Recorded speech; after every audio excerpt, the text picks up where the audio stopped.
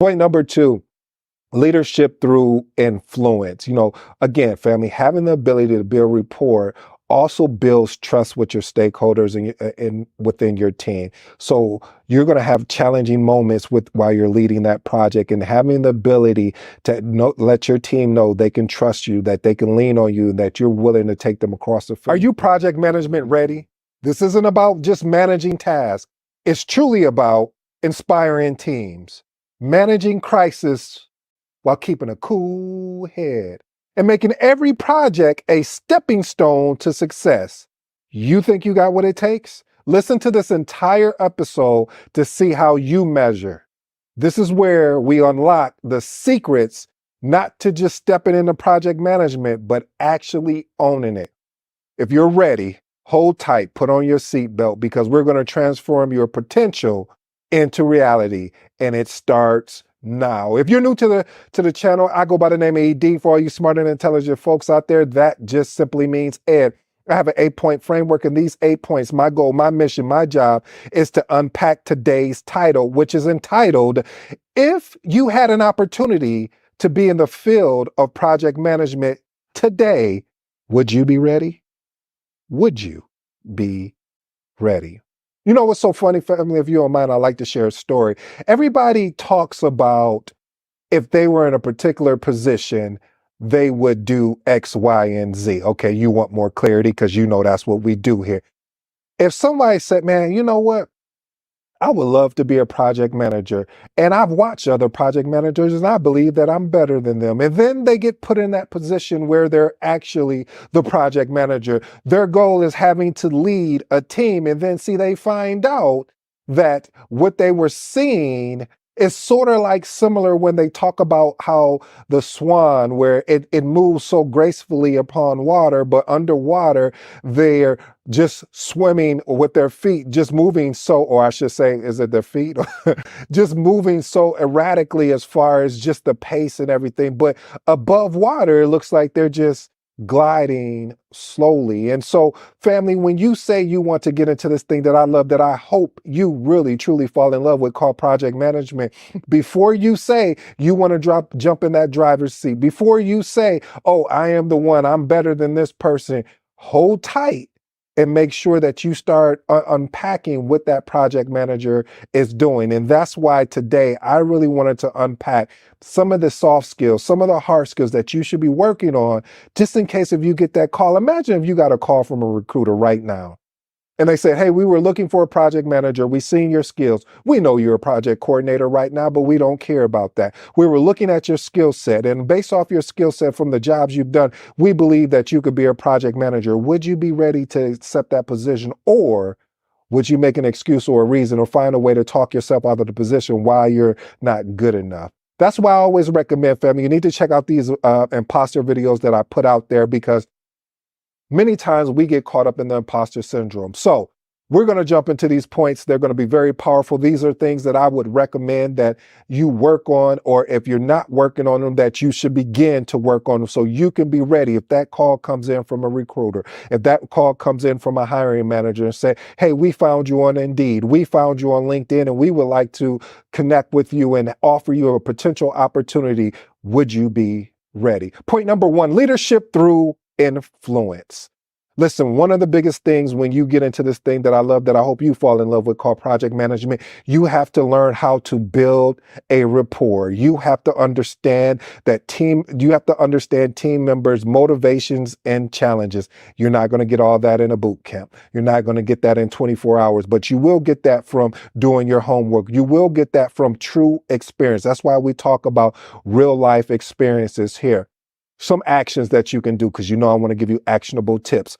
Conduct regular one-on-one meetings with your team and discuss their goals and the project and how you can help them achieve them. Speaking of that, I have a question for you guys, family. I would like to know, and we're going to start doing this every video until, we experiment a lot here. I practice what I teach. So here's my call to you, family. What is the single biggest challenge you are having in project management? Again, what is the single biggest challenge you are having in project management? Leave that in the comments. And if you you know what? Leave it in the comments. And you know what? I just thought about this. I'm gonna make a video about it. I'm gonna address your challenge, and I'm gonna give you credit for bringing up the challenge because I really want to make this interactive, family. I want to know what's bothering people out there. What is their biggest challenge? All right, let's move on to point number two. Whew, you're gonna have to stay calm in the storm. What do you mean calm in the storm? You're gonna have to develop stress management techniques to maintain composure under pressure. There's gonna be a lot of people, as Mama would say, get under your skin. Daddy would say, don't let them get under your skin too much where you can't function. Ooh, I like that, Dad. You see, reason why he was saying that is that sometimes we can get so frustrated, so upset about what someone has said about us, about the project, that we can lose our thought, we can lose our cool, we can lose our professionalism. Why am I saying this? Because I've done all of it. Yeah, I've lost my cool. I lost my professionalism because of the fact of I allowed someone to get under my skin because I'm passionate about this thing that I love called project management. And so what I've started doing is practicing short meditations or meditations like with the meditation app. I use Balance. There's other ones out there called Calm and things like that. And the reason why I started doing this is because of the fact of I've seen how valuable it is and it was. And so practicing deep breathing and short meditation sessions before addressing project issues are going to be key. Family, a lot of things are going to lean on your shoulders, and to have the ability to be calm and collective under pressure is going to speak volumes of your aptitude as well as your attitude of where you can go. Point number three, you're going to have to be a scope management vigilante. I mean, you're going to have to be, one of the things is when you're leading a project, all of a sudden, your team wants to add on all of these different items that has nothing to do with what the customer wanted, but they believe that, oh, well, if I was that customer, I would want, but you're not the customer, right? For this particular item, you are the customer as far as the stakeholder, but you are not the customer that is asked of this request. So we need to stick to the customer of what the customer asked for, what we agree on.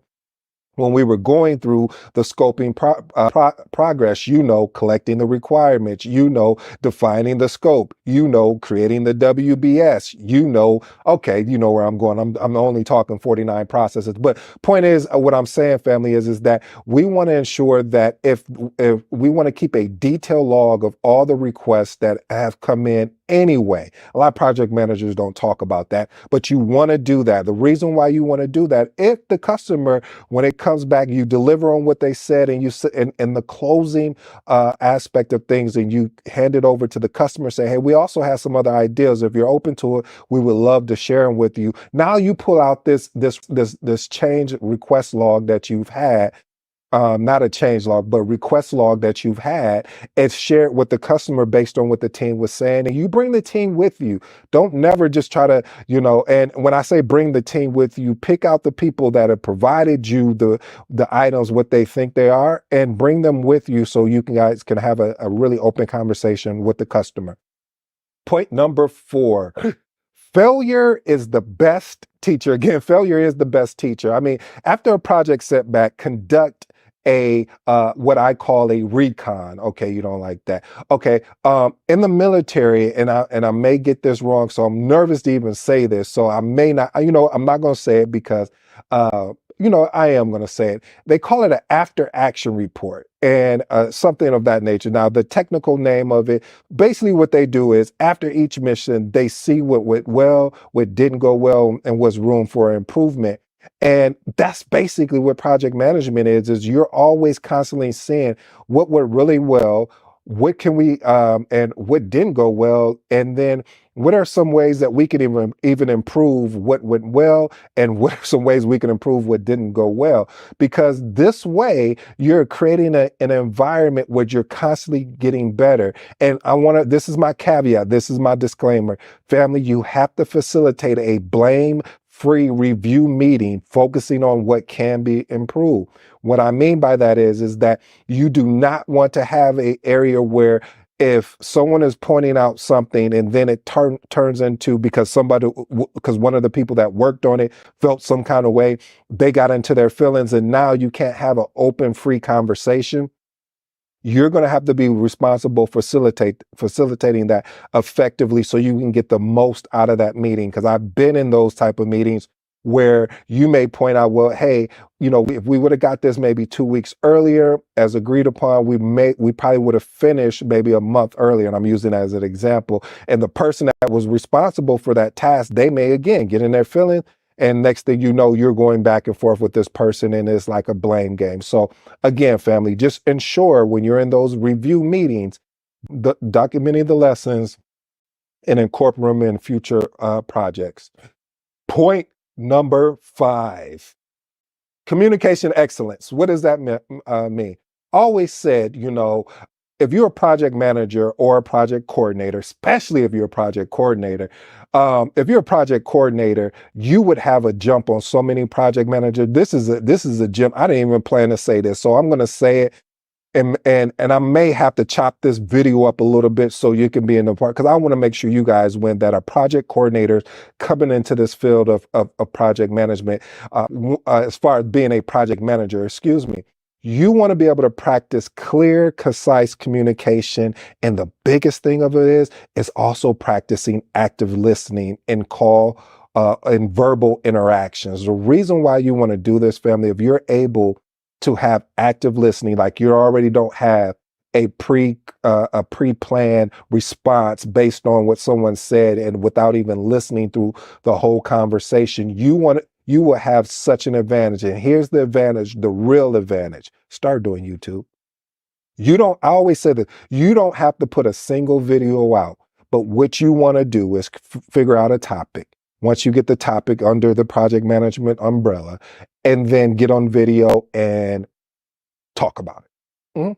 Reason why I say that, family, is because what does is it really improves your communication. What it does is give you an opportunity, because as a project manager, you will be responsible, as you continue to climb in the project management realm. You will be presenting to executive. You will be presenting to to directors, senior directors, as you kind of get where I'm going. And the ability to articulate your words, the ability to be persuasive, the ability to take a boring topic about what's going on in a project and make it fun, make it entertaining. Because you got to imagine, just think of you are someone that is constantly getting PowerPoints, and they always, some people say the death of the PowerPoint, but you have to be able to take that PowerPoint and make it as like the best PowerPoint in the world. And the only way I truly believe that you can do that is through having the ability to present. And to present is being able to get on, why not practice by pulling out your phone,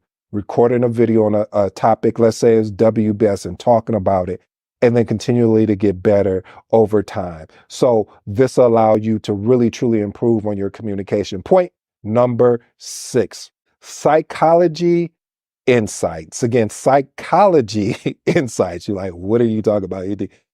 Being able to apply EI, or what we call emotional intelligence, to understand and having the ability to respond to team dynamics. One of the biggest things, family, from an action standpoint, I want to give you is being able to observe nonverbal cues and asking open-ended questions to really improve the dialogue with your teams. Because anytime that you ask anybody a yes or no type question, you're not getting an opportunity to really get the most out of, especially if you're working with stakeholders, because they want to get straight to the point at times so they can move on and get back to doing what they're doing.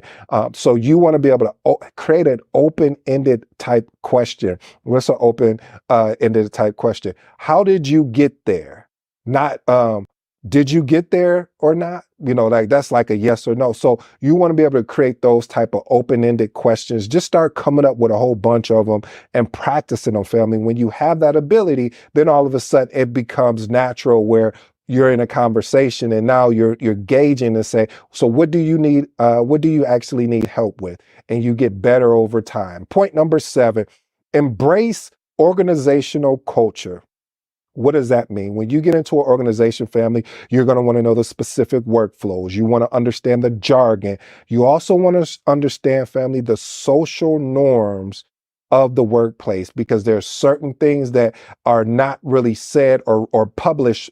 And that's another thing, that are not published, but it's just, you know what it is. Okay. You don't know what I mean by that. Okay. Watch how I unpack this.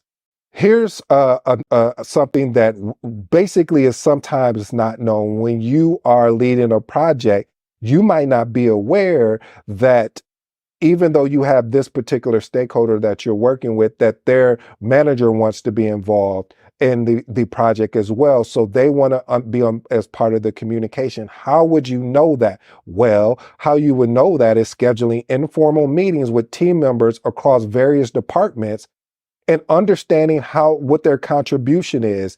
And once you get a grasp of that, you're asking the question, who needs to be part of this communication? Who would you like to be part of that communication? Sometimes managers even just come up to you and just say, hey, could you add me to that? I want to just understand what's going on with the project. Some project managers feel some kind of way about that. Like, well, won't you go talk to your direct report? Well, evidently, if they're coming to you, the information is not getting to them. So that's one of those, when I talked about understanding the social norms, is that you can't get offensive, because I got offensive. I was like, why do I need to let you know about this? Is your direct report who's part of this project. They should be articulating up to you of what's going on.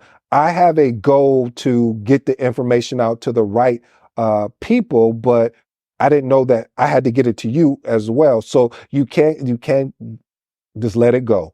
That's one of the battles you want to let go. It's just just adding that person's name to the email correspondent, as well as what I would also recommend is updating your communication management plan and adding that name on there as well. Point number 8, mastering time management. Time is going to be one of those things when you're leading a project.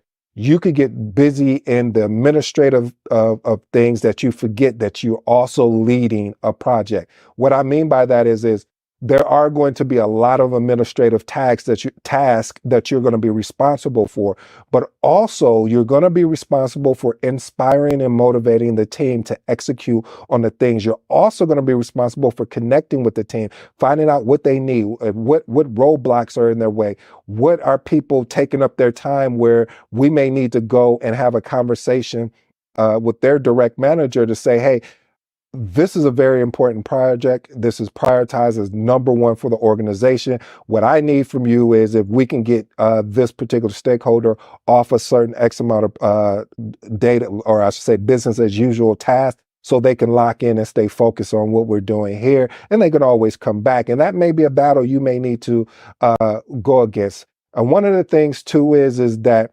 sometimes it can be challenging is having back-to-back meetings. One of the things I've tested is when I have back-to-back meetings, some of I should say I'll just call it what it is, the complaints that I receive, like, man, I'm always in meetings. How can I actually go get some work done? And when I heard that for the first, I was like, oh, okay, I got you. Copy that. So you have to be cognizant. And that's why it's going to be important that you're connecting with your stakeholders, whether it's through Teams, whether it's having one-on-one meetings. Here's my bonus. I have one bonus for you today, and then I'll go into my closing remarks. Bonus, model engagement. See, what you want to do is model. If you see a project manager that's in your organization that you see some attributes that you would like, you want to model that, not still model. By modeling, you're like, okay, I'm going to take that piece, this piece, and I'm going to blend it with my particular personality, with my particular leadership style and work ethic, because it's going to be important, family. I've shared my story how I even got into project management because I was inspired by another project manager, and it's not even in the field of what I'm doing as far as in IT. This particular project manager was in construction, and just being able to watch that, I took pieces that I liked from that particular project manager, and I've carried it within my career since I've been in this thing called project management. Here's my 3 closing remarks. Calm in the storm. Listen, like I said, family, you're going to have to learn how to be calm when things are so tense. Develop a stress management technique to maintain your composure under pressure. And I will be honest with you, family, this is not going to happen all the time.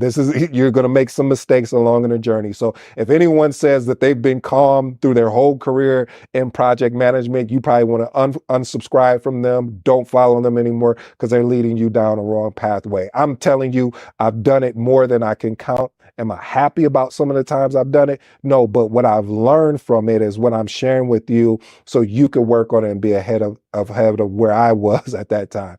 Point number two, leadership through influence. Again, family, having the ability to build rapport also builds trust with your stakeholders and within your team. So you're going to have challenging moments while you're leading that project, and having the ability to let your team know they can trust you, that they can lean on you, that you're willing to take them across the finish line is going to be huge. And my last and final point, family, is model engagement. Like I stated before, how I got in this thing called project management was because there was another project manager who inspired me. They inspired me because of the fact that I was watching what they're doing, and I got to be close up to see how things were being ran, and that inspired me. So I took some of the things that I watched that he done extremely well at, and I put them in my own repertoire. Like I said, you should always be building a toolbox. A toolbox is just not only software, but also things of how you can lead a project more effectively. I hope this helps someone today. Again, family, if you, I would love to know, what is your single biggest challenge you are having in project management? Leave it in the comments. And if I get enough of these type of things, I may just make a collection video or one video on making sure that you get the call out that you deserve. Until next time, this has been your boy ED. I truly appreciate you rocking with me today. I'm gone.